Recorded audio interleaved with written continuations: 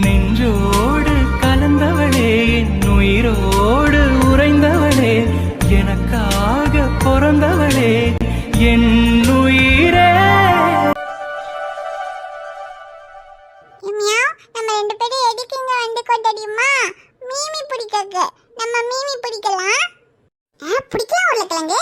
வாழ்க்கையிலேயே இன்னைக்கு தான் நீ என்ன உருப்படியான இடத்துக்கு கூட்டு வந்திருக்க. மீன் பிடிக்கிறது இந்த ஆவாரம் புக்கு ரொம்ப பிடிக்கும். மீன் பிடித்து மீண்டும் ஆற்றில் விட ஆசை. ஆனா என்ன நீ மீன் பிடிக்கிறேன்னு ரொம்ப நேரமா சொல்லிட்டு இருக்க. ஆனா நீ போடுற தூண்டில் தண்ணிக்குள்ளே போக மாட்டேங்குது, தரைக்கே தான் போகுது. நீ ஒரு மீன் பிடிச்சு கொடுக்கறதே அதிசயம் மாட்டேங்குது. அதை எப்படி திரும்ப ஆத்துல விடுறது? அதை தின்னு ஏப்ப வேணா விடலாம். சீக்கிரமா பிடிச்சு கொடு பாப்போம். எம்மியாவ் அம்மா எவ்வளவு மீமி பிடிக்கலாம்? 1 2 5 8 30 மீமி பிடிக்கலாமா? அட இது ஒரு பிராக போட்ட பஞ்சு முட்டாய் 1 2 கூட தெரியாம 30 மீமி பிடிக்கிறேன் 50 மீமி பிடிக்கிறேன்னு சொல்லிக்கிட்டே இருக்க தவிர ஒண்ணு கூட பிடிக்க மாட்டேங்குதே. இதுல வேற குளத்துல மீன் பிடிக்க வர்றதுக்கு நம்மள என்னமோ கொடைக்கானல் டூர் கூட்டு போற மாதிரி மொக்கலெல்லாம் சுத்தி கூட்டு வந்திருக்குது. எதுக்குன்னு தெரியல. இந்த கூடையை வேற உட்கார வச்சிருக்கு. இந்த கூடை எதுக்குன்னு தெரியல. ஒருவேளை மீனெல்லாம் பிடிச்சி இந்த கூடையில போட்டு நம்மள போய் வித்துட்டு வர சொல்லுமோ? அது சரி, முதல்ல இது ஒரு மீனாவது பிடிக்கட்டும், அப்புறம் தானே விக்கிறதுக்கு. குட்டி உருளைக்கிழங்கு, அந்த கயிறு தூண்டில வச்சுக்கிட்டு சும்மா பாத்துக்கிட்டே இருக்காத. அத டப்புனு குளத்துல வீசி டப்புனு ஒரு மீன் பிடி பாப்போம். எம்மியோ இப்போ நானே இங்க தூண்டில தண்ணியில போட்டு மீமி பிடிக்க போறேனே. அட போமா, இது வந்ததுலேருந்து இதேதாம்மா சொல்லிட்டு இருக்கு. 1 மணி நேரமா இதேதான் சொல்லிட்டு இருக்க. ஒரு மீனாவது பிடிச்சு குட்டியா? இந்த ஆவாரம் பூ ஓட்டுனா இன்னத்துக்கு தண்ணியில குச்சி அம்புட்டு மீனி அலேக்கா பிடிச்சிருப்பான். எம்மியோ இது உனக்கு பசிக்குதா? இது இப்ப நான் உனக்கு சீக்கிரமா தண்ணியில இந்த தூண்டில போட்டு டக்குனு மீமி பிடிச்சிட்டாடா. குட்டி உருளைக்கிழங்கு, நீ மட்டும் இப்ப டக்குனு மீன் பிடிக்காம இரு. உன்னை தண்ணியில போட்டு முக்குன்னு முக்குறேன். எப்பவுமே காலையில் ஹாஸ்பிட்டலுக்கு போகும்போது நம்ம தூங்கிட்டு இருந்தாலும் எழுப்பி சொல்லிட்டு தான் போவார். ஆனால் இன்னைக்கு சொல்லாமையே போயிருக்காரு. அதுவும் இங்கேயா இருந்தால் கூட பரவாயில்ல, ஊரில் நம்ம ஹாஸ்பிட்டலுக்கு போயிருக்காரு. அதை நம்மக்கிட்ட சொல்லாமல் அம்மாச்சிக்கிட்ட மட்டும் சொல்லிட்டு போயிருக்காரு. என்னதான் நான் தூங்கிட்டு இருந்தாலும் அவ்வளோ தூரம் போகும்போது என்னை எழுப்பி போயிட்டு வரேன்னு ஒரு வார்த்தை கூட அவருக்கு சொல்லணும்னு தோணலையா? அம்மாச்சி சொல்கிற மாதிரி ஒரு வேளை இப்போ அவருக்கு நம்ம மேலே பாசம் குறைஞ்சிருச்சோ? அது எப்படி குறையும்? அவருக்கு பாசம் காமிக்கிறதுக்கும் அவர் மேலே பாசம் காமிக்கிறதுக்கும் இருக்கிறது நான் மட்டும் தானே. அப்புறம் எப்படி என் மேலே பாசம் இல்லாமல் போகும்? இல்லை அம்மாச்சி சொல்கிற மாதிரி புருஷன் பொண்டாட்டிக்குள்ள அந்த ஒரு விஷயம் இல்லைன்னா அப்படியே அன்பு குறைஞ்சிருமா? சேச்சே, என் ஷமீரெல்லாம் அப்படி இல்லை. அந்த விஷயம் இருந்தாலும் இல்லைனாலும் அவருக்கு என் மேலே இருக்கிற லவ் எப்போவுமே ஒரே மாதிரி தான் இருக்கும். அப்படியெல்லாம் ஒன்றும் அம்மாச்சி சொல்கிற மாதிரி அந்த ஒரு விஷயம் இல்லைங்கிறதுக்காக வேற பக்கம்லாம் அவரோட மனசெல்லாம் போயிடாது. ஜோசப், நீ இவ்வளோ நாள் இங்கே ஹாஸ்பிட்டலுக்கே வரமாட்ட, ஆனால் இன்னைக்கு தான் வந்திருக்கேன்னு எல்லாரும் சொன்னாங்க. எனக்காகவா ஜோசப்? நான் இங்கே இருக்கேன்றதுனால தான் இன்னைக்கு வந்தியா? இது ஏன் ஹாஸ்பிட்டல்? நான் நினைச்சா இங்க எப்ப வேணாலும் வருவேன். நீ இருக்கேன்றதுக்காகலாம் ஒன்றும் நான் வரல. இல்லை ஜோசப், உன் ஹாஸ்பிட்டல் தான். ஆனால் இவ்வளோ நாள் நீ இங்கே வரமாட்டேன்னு சொன்னாங்க. ஆனால் இன்னைக்கு மட்டும் வந்திருக்க, அதான் எனக்காக வந்தியோன்னு நினச்சேன். உனக்காகலாம் ஒன்றும் நான் வரல. இவ்வளோ நாள் ஒரு கிராமத்தில் கவர்மெண்ட் ஹாஸ்பிட்டலில் டாக்டர் இல்லைங்கிறதுக்காக அங்கே நான் வேலை பார்த்துக்கிட்டு இருந்தேன். இப்போ அங்கே கவர்மெண்ட்லேருந்து டாக்டர் அப்பாயிண்ட் பண்ணிட்டாங்க. அதனால தான் திரும்பவும் நான் ஹாஸ்பிட்டலுக்கு வந்திருக்கேன். ஓ அப்படியா ஜோசப்? அப்படின்னா இதுக்கப்புறம் தினமும் இங்கே ஹாஸ்பிட்டலுக்கு வருவேல்ல? நான் இனிமேல் இந்த ஹாஸ்பிட்டலில் தான் இருக்க போகிறேன். ஆனால் ஜூலி, நீ பேசுறது நீ நடந்துக்கிறதெல்லாம் எதுவும் எனக்கு சரியா படலை. 3 மாசத்துல நீ அமெரிக்காவுக்கு போயிடுவேன்னு சொன்னதுனால மட்டும்தான் உனக்கு இங்கே வேலை போட்டு கொடுத்துருக்கேன். நான் சொன்ன மாதிரி நீங்க வேலை பார்க்குற 3 மாசத்துல என்கிட்ட வந்து பேசுறதோ உனக்கு முன்னாலேயே என்ன தெரியுங்கிற மாதிரி நடந்துக்கிறதோ எதுவுமே பண்ணக்கூடாது. 3 மாசம் இங்க இருந்தோமா வேலை பார்த்தோமான்னு கிளம்பி போய்கிட்டே இருக்கணும். ஏன் ஜோசப் இப்படி எல்லாம் சொல்ற? உனக்கு என்ன பிடிக்கலையா ஜோசப்? என்ன ஜூலி, பிடிக்கலையா நல்லா கேட்டுட்டு இருக்க? எதுக்கு எனக்கு உன்னை பிடிக்கணும்? இங்க பாரு ஜூலி, ஜோசப் ஒரு நல்ல மனுஷன். அவனோட குணத்துக்காக நீ அவன் மாமா பொண்ணுங்கிற ஒரே காரணத்துக்காக தான் உனக்கு நான் ஹெல்ப் பண்ணேன். இப்பவும் இங்க நீ தங்குறதுக்கு நான் அதுக்காக தான் சம்மதிச்சேன். அதை தாண்டி உனக்கு இங்க நான் வேலை போட்டு கொடுத்ததுக்கு வேற எந்த காரணமும் இல்லை. அதனால இப்படி என்கிட்ட வந்து தனியா பேசுற வேலையெல்லாம் வச்சுக்காத ஜூலி. உனக்கு என்ன வேலை, நீ என்ன பண்ணணும்னு செல்வியக்கா சொல்லுவாங்க. அந்த வேலையை மட்டும் பாரு போ. காலையிலேயே கச்சேரி ஆரம்பிச்சிட்டானா? வர சக்தி. ஜூலி, இதுக்கப்புறம் இங்க ரூம்கெல்லாம் வராத. போய் செல்வியக்கா கிட்ட என்ன ஏதுன்னு கேட்டு வேலையை பாரு போ. இவ்வளவு நேரம் ஜாலியா பேசிட்டு இப்ப நம்ம வந்ததும் போன்னு விரட்டுறாராமா. என்னடா காலையிலேயே வா. டேய் என்ன காலையிலேயே வா? இதுக்கப்புறம் இந்த மாதிரி என்கிட்ட தனியெல்லாம் வந்து பேச வேலை வச்சுக்காதுன்னு அவளை பயங்கரமா திட்டிக்கிட்டு இருந்தேன்டா. நான் வந்து பார்க்கும்போது நீ அவளை திட்டிக்கிட்டு இருந்த மாதிரி ஒன்னும் எனக்கு தெரியலையே. பின்ன வேற எப்படி தெரிஞ்சது? டேய் சும்மா தேவையில்லாம சந்தேகப்படாதடா. நான் உன்னை சந்தேகப்படலடா, நீ சந்தேகப்படுற மாதிரி நடந்துக்கிற. டேய் என்னடா நடந்துக்கிட்டேன்? நான் என்ன அப்படிப்பட்டவனாடா? ஐஷுவை தவிர வேற ஒரு பொண்ணை நான் கனவுல கூட நினைச்சு பார்ப்பேன்னு எனக்கு தோணுதாடா? எதுக்கு நம்ம 2 பேரும் வெளியே போகும்போது நீ கூட வேற ஒரு பொண்ணை பார்த்து சைட் அடிப்ப. ஆனா நான் இன்னைக்காவது எந்த பொண்ணையாவது பார்த்துருக்கனாடா? நீ பார்த்ததே இல்லையா? அது பார்த்துருக்கேன்டா. பார்த்துருக்கேன்னா எப்படி? ஏதாவது ஒரு பொண்ணு பார்க்கறதுக்கு ஐஷு மாதிரி இருந்தா இந்த பொண்ணு பார்க்கறதுக்கு ஐஷு மாதிரி இருக்கே அப்படின்னு தான்டா பார்த்துருக்கேன். ஆமாமா, ஆனா என்ன உனக்கு பாக்குற எல்லா பொண்ணுமே ஐஷு மாதிரி தானே இருக்கும். ஐஷு மாதிரி இருக்கே ஐஷு மாதிரி இருக்கேன்னு 1/2 மணி நேரம் பாத்துருவியே. டே அதை விடுறா, அதெல்லாம் சும்மா விளையாட்டுக்கு சைட் அடிக்கிறது. ஏன் நீ கைல் மாதிரி இருக்குன்னு எத்தனை பொண்ணுங்களை பார்த்துருக்க? டேய் என்ன உன்னை கோத்து விடுறேன்னு என்னையும் சேர்த்து கோத்து விடுறியா? டே கோத்து விடுறதுக்காக இல்ல சக்தி, நீ சும்மா என்ன சந்தேகப்படாத. என்னடா பண்றது, உன்னை சந்தேகப்படவும் முடியல, சந்தேகப்படாம இருக்கவும் முடியல. சரி அதான் இன்னும் 3 மாசம் இருக்கே, இந்த 3 மாசம் நீ எப்படி இருக்கேன்னு பாக்குற. டே என்னடா பாக்குற?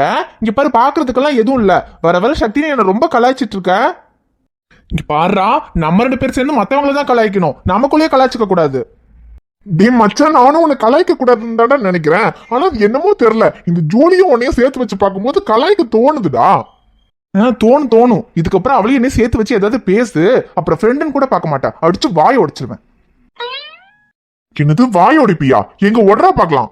டேய் சும்மா சக்தி விளையாடாத. அப்புறம் டே சக்தி, நாங்க சிலுக்குவார்பட்டியில வேலையை ரிசைன் பண்ணிட்டேன். இதுக்கப்புறம் இங்க ஹாஸ்பிட்டல்ல தான் இருக்க போறேன்ற விஷயத்த ஐஷு கிட்ட இன்னும் சொல்லலடா. காலையில ஹாஸ்பிட்டலுக்கு கிளம்பி வரும்போது சொல்லிக்கலாம்னு நினைச்சேன். ஆனா நான் வரும்போது அவ எந்திரிக்கவே இல்லடா. ராத்திரியெல்லாம் தூக்கம் வராம அவ சரியா தூங்கல, காலையில தூங்கிட்டு இருந்தா. அதனால அம்மாச்சி கிட்ட மட்டும் சொல்லிட்டு பாத்துக்கோங்கன்னு சொல்லிட்டு வந்துட்டேன். அவ எந்திரிச்சதும் நான் இங்க ஹாஸ்பிட்டலுக்கு வந்திருக்கேன்னு தெரிஞ்சா எனக்கு ஃபோன் பண்ணியிருந்திருப்பா. ஆனா இன்னும் ஃபோன் கூட பண்ணலடா. அதான் இனி என்ன பண்றாலோ தெரியல, மனசுக்கு என்னமோ மாதிரி இருக்கு. நான் போய் அவளை பார்த்துட்டு வந்துடுறேன்டா. டேய் இப்பதானடா வந்த, திரும்ப வீட்டுக்கு போறேங்கிற? சாயந்தரமா போய் சொல்லிக்கூடா. இல்லடா சக்தி, அவகிட்ட சொல்லாம வந்துட்டேன். அதுவும் இல்லாம அவ ஃபோனும் பண்ணல, எனக்கு என்னமோ மாதிரி இருக்குடா. நான் போய் அவளை பார்த்துட்டு வந்துடுறேன்டா. சரி பின்ன போயிட்டு வா. சர்ரா சக்தி, நீ வர்றதுக்காக தான் வெயிட் பண்ண. நீ பாத்துக்கோ, நான் போயிட்டு வந்துடுறேன். ஹோய், என்ன மேடம் வீட்டுக்கு போனா வீட்டுல இல்ல, அம்மாச்சி நீங்க இங்க குளத்துல இருக்கிறதா சொன்னாங்க. இங்கெல்லாம் இப்படி வந்து உட்கார மாட்டீங்களே தனியா? என்ன அதிசயமா இருக்கு இங்க வந்திருக்கீங்க? அது ஒன்றும் இல்லைங்க, சும்மா தான் மனசு என்னமோ மாதிரி இருந்துச்சு, அதான் இங்கே வந்து உட்காந்தேன். வந்து உட்கார்ந்ததெல்லாம் சரிதான், ஆனா தனியாவா வருவாங்க? இந்த மாதிரி நேரத்துல குளத்துக்கிட்ட எல்லாம் வரும்போது கூட யாராவது கூட்டிட்டு வரணும்ல. அதான் ரியாவை கூட்டிட்டு வந்திருக்கனே. என்னது ரியாவா? லூசு, அவ என்ன அவ்வளவு பெரிய மனுஷியா? ஏதாவது ஒண்ணுன்னா அவ என்ன பண்ணுவா? அம்மாச்சியோ இல்ல அமுதானியோ யாரையாவது கூட்டிட்டு வரணும்ல. இல்ல அவங்கெல்லாம் வேலையா இருந்தாங்க. சரி சரி விடு, இந்த தடவை வந்தது வந்துட்ட. இதுக்கப்புறம் இந்த மாதிரி வெளியே எங்கேயாவது வரும்போது யாரையாவது கூட்டிட்டு வா, தனியெல்லாம் வர வேண்டாம். சரிங்க. அப்புறம் நீங்க இன்னைக்கு காலையில நம்ம ஹாஸ்பிட்டலுக்கு போயிட்டு தான் அம்மாச்சி சொன்னாங்க, இப்ப திரும்ப வந்திருக்கீங்க. அது ஐஷு, உன்கிட்ட ஒரு விஷயம் சொல்லணும். சொல்லுங்க. சொன்னா நீ அதை எப்படி எடுத்துக்குவேன்னு தெரியல. சரி சொல்றேன். இங்க சிலுக்குவார்பட்டியில கவர்மெண்ட் ஹாஸ்பிட்டல்ல வேலையை நான் ரிசைன் பண்ணிட்டேன் ஐஷு. ஏங்க ஏன் ரிசைன் பண்ணிட்டீங்க? நாங்க எல்லாரும் அங்க நம்ம ஹாஸ்பிட்டலே இருங்க, இங்க வேண்டான்னு சொன்னப்போ கூட கேட்காம நீங்களா தானங்க இங்க வேலை ரெடி பண்ணீங்க. இப்போ ஏன் ரிசைன் பண்ணிட்டீங்க? அது ஒன்றும் இல்லை ஐஷு, முதல்ல இங்க டாக்டரே இல்லாம இருந்ததுனால தான் நான் இங்க டாக்டரா இருக்கணும்னு முடிவு பண்ணேன். ஆனா இப்ப கவர்மெண்ட்ல இருந்து இங்க ஒரு டாக்டர் அப்பாயிண்ட் பண்ணிருக்காங்க. அதான் சொந்த ஹாஸ்பிட்டல் வச்சுக்கிட்டு இங்க வேலை கிடைக்கிற ஒரு டாக்டரோட வேலையை நம்ம இதுக்கு இல்லாம ஆக்கணும். அதனாலதான் நான் ரிசைன் பண்ணிட்டேன். அதான் இன்னையிலேருந்தே நான் நம்ம ஹாஸ்பிட்டலுக்கே போகலான்னு முடிவு பண்ணேன். அதை காலையில் உங்ககிட்ட சொல்லலாம்னு நினச்சேன், நீ தூங்கிட்டு இருந்த. அதான் உன்னை எழுப்ப வேண்டாமேன்னு நான் கிளம்பி போயிட்டேன். அப்புறம் உங்ககிட்ட சொல்லாமல் போனது மனசுக்கு என்னமோ மாதிரி இருந்துச்சு, அதான் திரும்ப வந்தேன். ஐயோ நான் ஒரு லூஸு, நம்ம கிட்ட சொல்லாம போயிட்டாரு. நம்ம மேல பாசம் குறைஞ்சு போச்சுன்னு இவரை தப்பா நினைச்சிட்டோம். ஆனா நம்ம கிட்ட சொல்லாம போனதுனால மனசு கேட்காம திரும்பவும் நம்ம கிட்ட சொல்றதுக்காக வந்திருக்காரு. ஐஷு மனசே சரியில்லை ஐஷு, என்னமோ மாதிரி இருக்கு. என்னாச்சுங்க? அது என்னன்னால எனக்கு சொல்ல தெரியல ஐஷு, ஆனா மனசுக்கு ஒரு மாதிரி டென்ஷனா என்னமோ பண்ணுது. என்னங்க சொல்கிறீங்க? சரி, எதுவாக இருந்தாலும் எதை பற்றியும் யோசிக்காதீங்க, எல்லாமே சரியாயிடுங்க. நீங்கள் ரிலாக்ஸாக இருங்க. நானும் ரிலாக்ஸாக இருக்கணும்னு தான் நினைக்கிறேன், ஆனால் முடியல ஐஷு. இதுக்கு மேலே அங்கே ஹாஸ்பிட்டலில் இருந்தால் என்னால் வேலையில் கான்சென்ட்ரேட் பண்ண முடியாதுன்னு தோணுச்சு. அதான் உங்ககிட்ட கொஞ்சம் நேரம் இருந்துட்டு போகலான்னு வந்தேன். ஐஷுமா, எனக்கு எவ்வளோ டென்ஷனாக இருந்தாலும் நீ தானே என் டென்ஷனை குறைப்ப. இப்போ ரொம்ப டென்ஷனாக இருக்குடா, அதனால தான் வேலையை கூட விட்டுட்டு வந்தேன். ஆனால் இப்போ உன் பக்கத்தில் இருக்கும்போது தான் டென்ஷன் கொஞ்சம் குறைஞ்ச மாதிரி இருக்கு. ஐஷு. என்னங்க? இல்லை, நீ இப்படி இருக்கிறதுனால கொஞ்ச நாளாக உன்னை கஷ்டப்படுத்த வேணான்னு நான் எதுவுமே கேட்கல. ஆனால் இப்போ ஒரு மாதிரி டென்ஷனாக இருக்கு, அதனால எங்க அது? ப்ளீஸ் ஐஷு, இன்னைக்கு மட்டும் எதுவும் சொல்லாத. தோகை கொண்டு நீராடும் தென் கரும்பு தேகம் முந்தி வரும் தேன் வாங்கி பந்தி வைக்கும் நேரம் அம்புகள் பட்டு நரம்புகள் சுட்டு வம்புகள் என்ன வரம்புகள் விட்டு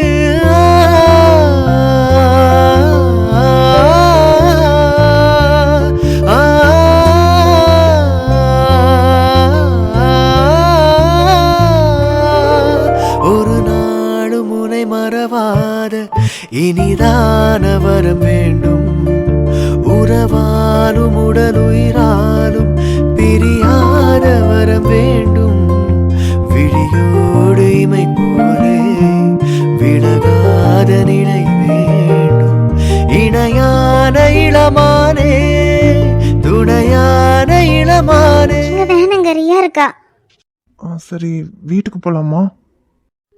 இல்லைங்க, அது இந்த மாதிரி இருக்கும்போது அதெல்லாம் எதுவும் வேணாங்க. சாரி ஐஷு, நான் ஹாஸ்பிட்டல் கிளம்புறேன். ஐயோ, எங்க நான் ஏதாவது தப்பா சொல்லிட்டேனாங்க? நீ எல்லாம் எதுவும் தப்பா சொல்ல, நான் கேட்டதான் தப்பு. எனக்கு வேலை இருக்கு, நான் கிளம்புறேன். என்னாச்சு இவருக்கு? எப்பவுமே இந்த விஷயத்துக்காகலாம் இப்படி கோவப்பட மாட்டாரு, ஆனா இப்போ கோவப்பட்டுட்டு கிளம்பி போயிட்டாரு. எப்பவுமே இதெல்லாம் ஒரு பெரிய விஷயமே இல்லை, உன் பக்கத்தில் இருக்கிற சந்தோஷமே போதும், உன் கையை பிடிச்சிட்டு உன் கண்ணை பார்த்தாலே எனக்கு எல்லா டென்ஷனும் குறைஞ்சிரும், எனக்கு வேற எதுவுமே தேவையில்லைன்னு சொல்வாரு. ஆனால் நான் இப்போ இப்படி இருக்கும்போது கூட இந்த ஒரு விஷயத்துக்காக என்கிட்ட கோவப்பட்டுட்டு போறாரு. அப்போ ஒருவேளை அம்மாச்சி சொன்னது உண்மையாக தான் இருக்குமோ? நான் அவரை இந்த விஷயத்தில் சந்தோஷமாக வச்சுக்கலங்கிறதுனால அவருக்கு என் மேலே பாசம் குறைஞ்சிடுச்சோ?